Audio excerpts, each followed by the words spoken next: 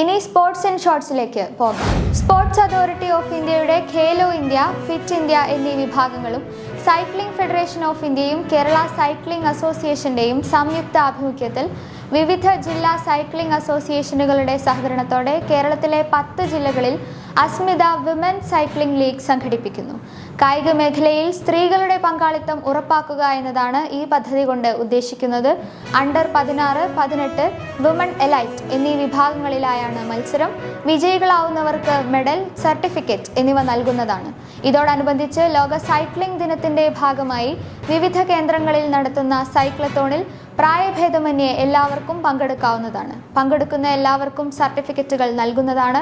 June 4 മുതൽ 13 വരെയാണ് ജില്ലകളിലെ വിവിധ സിറ്റികളിലായി മത്സരങ്ങൾ നടക്കുന്നത്. കൂടുതൽ വിവരങ്ങൾക്കായി 9895087992 9539012349 എന്നീ നമ്പറുകളിൽ ബന്ധപ്പെടാവുന്നതാണ്.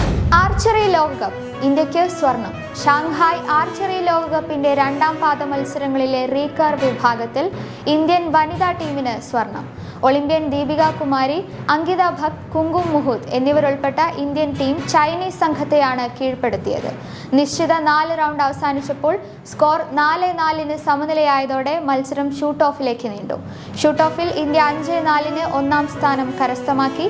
പുരുഷന്മാരുടെ വ്യക്തിഗത കോമ്പൗണ്ട് ഇനത്തിൽ സാഹിൽ ജാദവ് വെങ്കലം നേടി.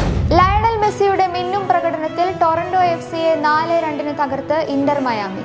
1 ഗോളും 1 അസിസ്റ്റുമായി കളം നിറഞ്ഞ മെസ്സി മത്സരത്തിൽ വീണ്ടും താരമായി. മെസ്സിക്കൊപ്പം ലൂയി സുവാരസ്, റോഡ്രിഗോ ഡിപോൾ, സെർഹിയോ റെഗിലോൺ എന്നിവരും വല കുലുക്കിയതോടെ മയാമി ആധികാരിക ജയം സ്വന്തമാക്കി.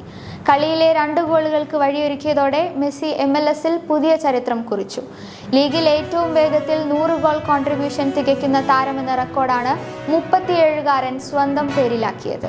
വെറും 64 മത്സരങ്ങളിൽ നിന്ന് 59 ഗോളും 41 അസിസ്റ്റും അടക്കമാണ് മെസ്സി ഈ നാഴികക്കല്ല് പിന്നിട്ടത്.